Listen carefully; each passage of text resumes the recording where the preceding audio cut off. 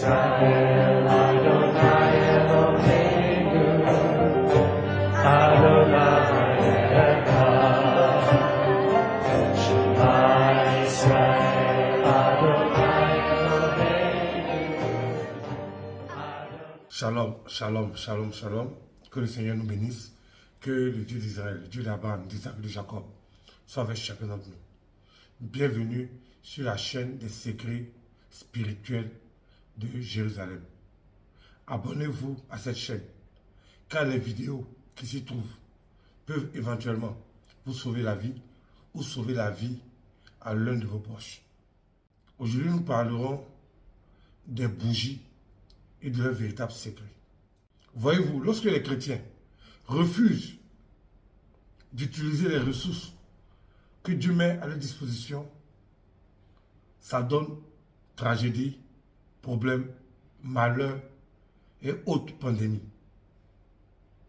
Nous avons un ennemi qui est puissant et qui est terrible. Un ennemi qui a traversé des siècles et qui traque chaque être humain, que chaque chrétien, musulman, juif, animiste, sorcier. Nous sommes tous traqués par le diable. Parce qu'au finish, le diable a toujours raison de ses victimes. Voilà pourquoi Dieu met à la disposition de chacun de ses enfants l'ensemble de ses ressources pour lutter contre les forces du mal. La bougie est un élément essentiel dans la lutte contre les forces du mal. Depuis l'époque d'Abraham, d'Isaac, de Jacob, même au temps de Jésus, les gens ont toujours prié avec des flammes de feu. Que ce soit sur des lampes, sur des bougies, sur des chandeliers et autres. Ils ont toujours prié sur des flammes de feu. Et je vais vous expliquer pourquoi. Voyez-vous, le feu est le caractère le plus fidèle de Dieu. Le feu réchauffe quand tu as froid. Le feu éclaire lorsque tout est sombre. Le feu consume, par exemple, de l'or pour lui donner sa pureté. Donc, le feu est l'image la plus fidèle de Dieu. Voilà pourquoi la Bible dit que notre Dieu est comme un feu dévorant. Donc, depuis l'époque des patriarches, jusqu'à aujourd'hui, Dieu s'est toujours manifesté par le feu. Rappelez-vous que lorsque Dieu est apparu à Moïse, il est apparu dans un buisson en feu. Lorsque Dieu conduisait le peuple d'Israël dans le désert, il était comme une colonne de feu devant le peuple d'Israël.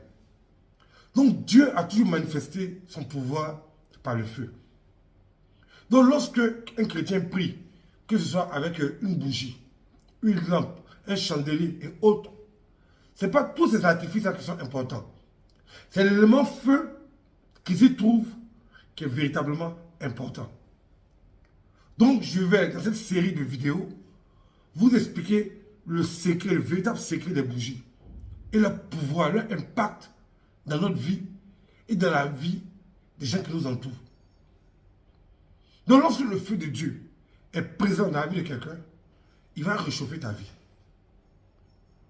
Même si ta vie est froide, si ta vie est sans saveur, ta vie est obscure, Dieu va allumer sa flamme dans ta vie. Et sa flamme-là va dissiper les ténèbres. Ça va apporter un peu de chaleur et de réconfort à ta vie. Et tu sauras que le Dieu d'Israël ne t'a jamais abandonné. Mais plusieurs chrétiens moribonds ont décidé de tourner le dos à la véritable révélation de Dieu. Ça, c'est leur affaire. Mais pour ceux qui sont enfants d'Israël, pour ceux qui sont enfants de Dieu, la puissance de Dieu nous tend la main. Voilà pourquoi je vous révélerai tout à l'heure les secrets relatifs à la flamme de feu. Comment utiliser les bougies. Par exemple, c'est plus facile à avoir partout. Comment utiliser les bougies pour libérer le pouvoir de Dieu dans certaines situations. La première chose que nous verrons, comment utiliser une bougie pour se protéger. Nous savons tous que nous sommes confrontés à une nuée d'ennemis. La Bible dit, l'ennemi viendra par un chemin, il s'enfuira par 7 chemins. Mais toi-même, depuis que tu es chrétien, là, devant Dieu et la terre, combien de fois tes ennemis ont fui devant toi? Si ce n'est pas ton mari de nuit qui vient te dire que non, ton mari est celui qui s'assoit à côté de toi à l'église là, c'est un autre démon de nuit qui vient t'expliquer autre chose. Toujours tes songes sont dirigés par des démons. Toujours tes révélations sont dirigées par des démons. Tes pensées sont dirigées par des démons. Et quand les démons te dirigent quelque part, c'est pour te conduire dans le problème. Donc il y a beaucoup de personnes qui sont téléguidées par les forces du mal. Même sans s'en rendre compte. Ils prient, ils jeûnent, ils dansent à l'église, ils font tout. Mais en réalité, ils ne sont pas conduits par l'Esprit de Dieu, ils sont conduits par des démons. Et au finish, on sait comment cette histoire se termine toujours avec les démons. Donc si tu soupçonnes que ta vie est contrôlée par des démons, tu peux faire cette invocation avec une flamme de feu. Et comment procéder? Tu prends tout simplement une bougie. Tu prends une bougie, tu n'as pas besoin de parler beaucoup. Ceux qui sont les tonneaux vides, qui font beaucoup de bruit. Donc, tu dois quelqu'un qui prie de 6 à 18 heures, c'est qu'il est vide. Parce que la prière de Jésus, notre Père qui est aux cieux, que ton nom soit sanctifié, que ton règne vienne. Cette prière a fait 2 minutes, et puis Dieu a exaucé Jésus. Si quelqu'un prie de 6 à 18 heures, et puis il est dessus en train de transpirer, c'est que Dieu n'est pas en lui.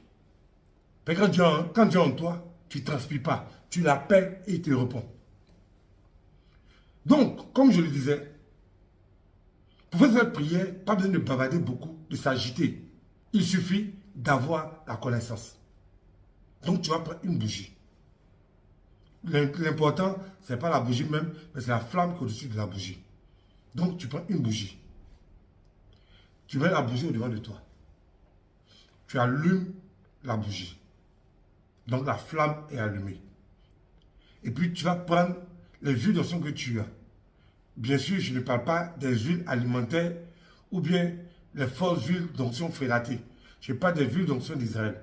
Exemple, puritatem, bain nettoyant, arik ampine, condamnation des démons, peu importe l'huile que tu as. Mais comme c'est pour un combat spirituel contre des esprits qui essaient de contrôler ta vie et tes pensées pour te conduire dans des problèmes, alors tu peux utiliser bain nettoyant, puritatem, feu des archanges, arik ampine, tu peux utiliser Elbrit, qui est une huile aussi très puissante, comme tu peux utiliser aussi Ruda Adonai. Donc si tu as l'une de ces huiles-là, alors tu peux faire efficacement cette invocation. Donc tu allumes la bougie, tu prends un peu d'huile. Ce n'est pas la quantité qui compte, c'est la qualité. Tu prends un peu d'huile, même juste une goutte, que tu vas frotter sur le corps de la bougie. Pendant que tu es en train de frotter le corps de la bougie avec l'huile, la bougie va se charger de la puissance de l'Éternel, puisque c'est une huile d'onction d'Israël. Donc la bougie sera chargée de puissance. Et la puissance qui va alimenter la bougie va charger davantage la flamme de feu qui sera au-dessus.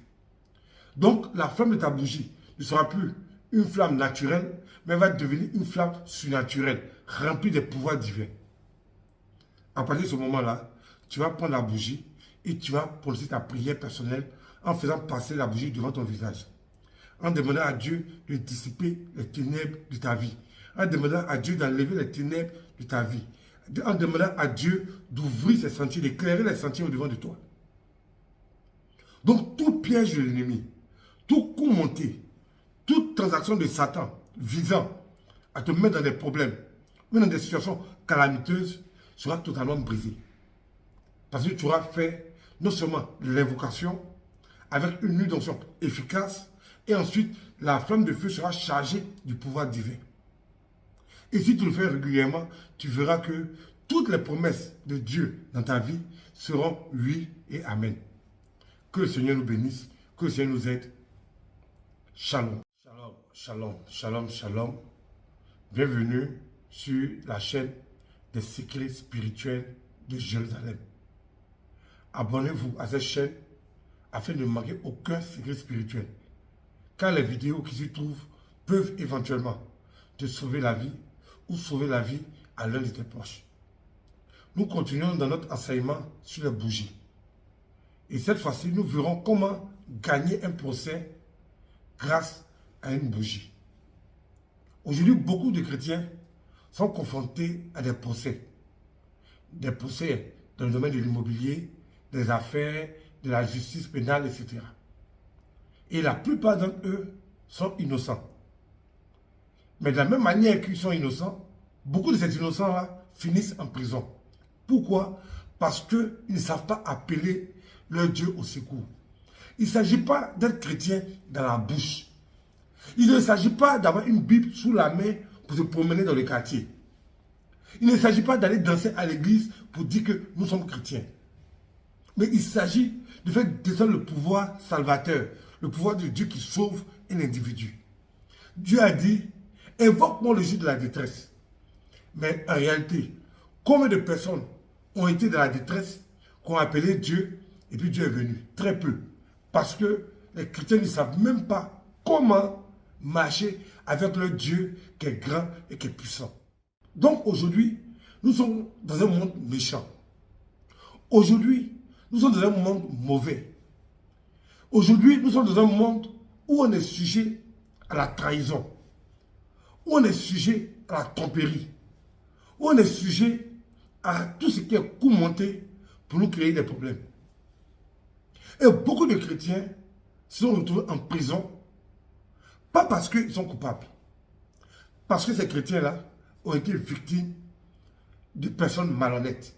Mais quand tu suis Dieu de manière hasardeuse, tu finiras un jour en prison. Tu finiras un jour en prison. Prenez l'exemple de Joseph. Dieu s'est révélé à Joseph, Dieu donnait des visions à Joseph. Mais comme Joseph, le patriarche, à l'époque, était très jeune, il n'était pas assez intelligent, le fait qu'il avait sa bouche d'une manière, mais ses comportements l'ont conduit en prison. Parce que ses frères, jaloux de lui, ils en avaient marre de lui et de ses bavardages, ils l'ont jeté quelque part et s'est retrouvé en prison. Quelques années plus tard, lorsque Joseph a acquis la sagesse, lorsque Joseph a acquis la connaissance de Dieu, il est sorti de prison sans difficulté. À cause seulement d'un seul songe. Donc, beaucoup de chrétiens se retrouvent en prison parce qu'ils ne connaissent pas leur Dieu et comment faire appel au pouvoir de leur Dieu. Donc, aujourd'hui, dans cette vidéo, nous verrons comment régler un problème de justice, de procès à l'aide d'une bougie. Comme je l'ai dit, la bougie regorge du pouvoir de Dieu. Parce que Dieu est feu et sur la bougie, il y a une flamme qui est symbole de la puissance de Dieu.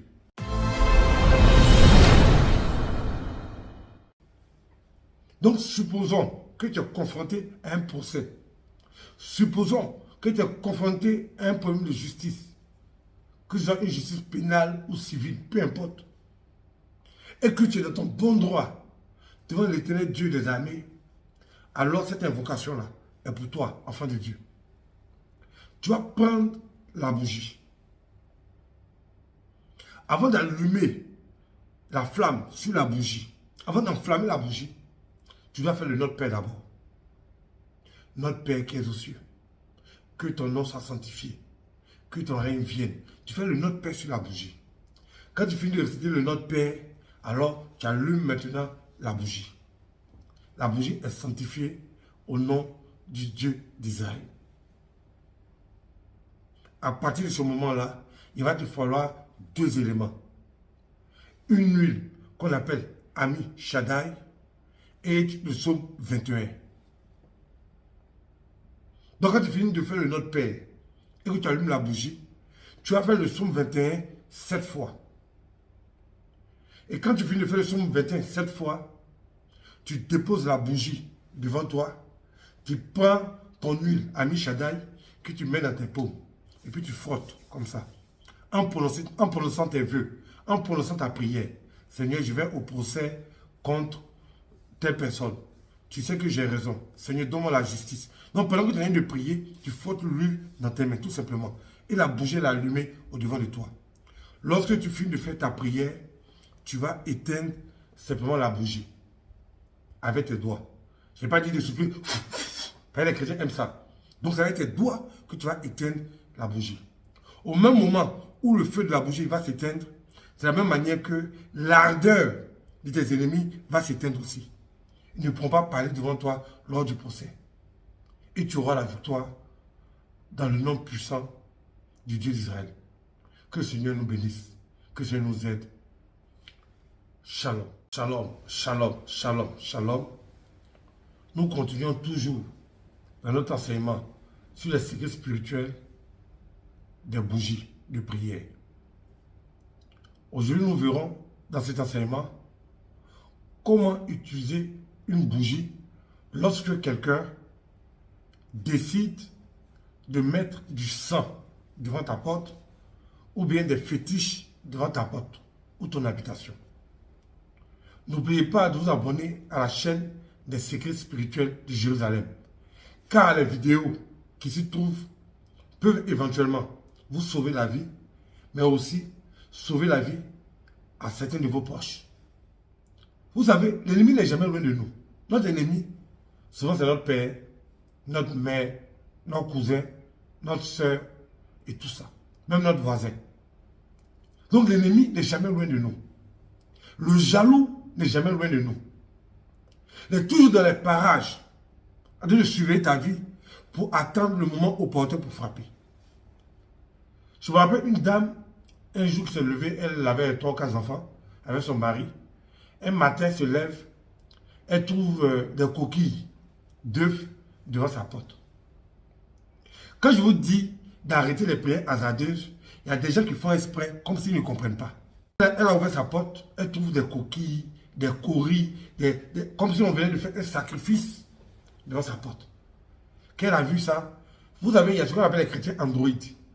Un chrétien androïde, ce sont des chrétiens qui ont la même manière de penser, de réfléchir et de finir leur vie. Donc un chrétien androïde, c'est un chrétien qui n'est pas exceptionnel. C'est un chrétien lambda. C'est un chrétien banal. C'est-à-dire qu'un chrétien qui n'a rien de spécial qui fait de lui un chrétien. Donc cette femme-là était une chrétienne androïde. Donc cette chrétienne androïde a trouvé des fétiches devant sa porte. Et elle a réagi comme une chrétienne androïde. Automatiquement, elle a vu ça. Le feu, le feu, le feu. Le Seigneur, le feu de l'Éternel, le tonnerre de l'Éternel. Je ne sais même pas ce qu'elle racontait. La personne qui est venue faire ce sacrifice-là a fait un rituel pour te détruire. Ainsi que ta famille. La personne a fait un rituel élaboré pour te détruire. Et toi, tu veux trouver un rituel élaboré où des forces occultes ont été appelées. C'est pour réagir comme une chrétienne androïde, sans réflexion, sans connaissance. Lui était là, mon Dieu, mon roi, le feu, le feu, le feu, le tonnerre, le lot de... n'importe quoi. C'est-à-dire qu'il ne savait même pas ce qui lui passait par la tête. Comme pensant qu'à force de paroles, elle sera exaucée. Les sorciers, ils ne parlent pas beaucoup. Parce qu'ils ont la puissance. Quelqu'un qui parle beaucoup, c'est qu'il n'y a rien derrière lui. Donc, comment reconnaître un chrétien androïde? C'est la multiplicité de ses prières. La Bible dit, lorsque vous priez, ne faites pas comme les païens qui pensent que, à force de paroles, ils seront exaucés. Ça, c'est ce que la Bible dit en Matthieu chapitre 6, je crois. Donc, dès qu'elle a vu le fétiche, elle a commencé à débiter des paroles androïdes de sa bouche. Androïde, androïde, androïde, androïde. Comme elle a parlé beaucoup, pour elle, elle est exaucée. Mais, les semaines plus tard, pour nous montrer que le diable n'est pas un plaisantin. Le diable ne s'amuse pas. Le diable s'en fiche des chrétiens androïdes. Et la tragédie est rentrée dans la maison de la femme. Le monsieur est mort d'un AVC, un des enfants est parti en prison, ses fils ont commencé à se prostituer quelque part dans la ville d'Abidjan. À quoi lui a servi ces 20 ans de chrétienté si elle pouvait lui faire sortir des prières androïdes face à un envoûtement élaboré à la porte de sa maison. Les chrétiens sont devenus comme des androïdes. Même manière de réfléchir, même manière de penser, même manière de danser, même manière de mourir. Alors que si elle avait le secret spirituel que Dieu nous donne afin d'écraser les envoûtements à la porte de nos maisons, son mari et elle seraient encore ensemble parce que le mari est décédé. Elle ne serait pas veuve. C'est toutes ces choses-là qui m'inspirent à vous faire l'enseignement là-dessus. Comment résister à un envoûtement ou bien un rituel, même une sorcellerie à la porte de chez toi. Donc tu vas prendre une bougie. Tu prends une bougie comme ça. Et tu vas prendre l'huile d'onction. Condamnation des démons ou brissoir. Ou bien Harry Camping. On doit les huiles d'onction de combat. Vous en prenez. Tu laisses le fétiche qui est devant ta porte. Tu ne t'occupes pas de ça d'abord. Tu prends ta bougie. Tu allumes la bougie. Puis tu prends ton huile d'onction. Et pendant que la bougie est dans tes mains et qu'elle est allumée, tu prends ton huile d'onction Ami Shaddai ou bien Harry Camping, mais condamnation des démons, mais déteste des démons. Puis tu verses ça sur le fétiche qui est au devant de ta porte. Et puis la flamme de feu est allumée dans tes mains comme ça. Puis tu verses l'huile d'onction dessus. Et puis tu dis dans ton cœur, 7 fois le nom de Dieu. Adonai, Adonai, Adonai. Pendant que tu dis Adonai dans ton cœur, tu verses l'huile dessus. Puis la bougie dans tes mains. Lorsque tu finis de faire ça, tu n'as plus besoin de t'inquiéter. Tu ramasses les ordures du rituel que les gens ont fait devant ta maison. Tu ramasses tout. Tu balayes tous ces fétiches-là et tu les jettes à la poubelle. Et puis tu vas dormir en paix. Parce que la personne qui a fait ce rituel devant ta porte, s'il n'est pas mort, c'est que c'est son papa mais sa maman qui va mourir. Une chose est sûre, il va payer le prix de sang. Et puis tu vas vivre en paix, comme un véritable chrétien. Pas comme un chrétien androïde. Mais les chrétiens androïdes, chaque fois qu'ils rencontrent les forces du mal, c'est toujours fatal pour le chrétien androïde.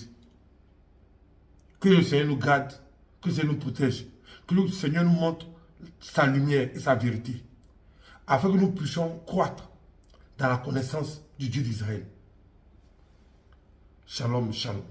Shema Israel.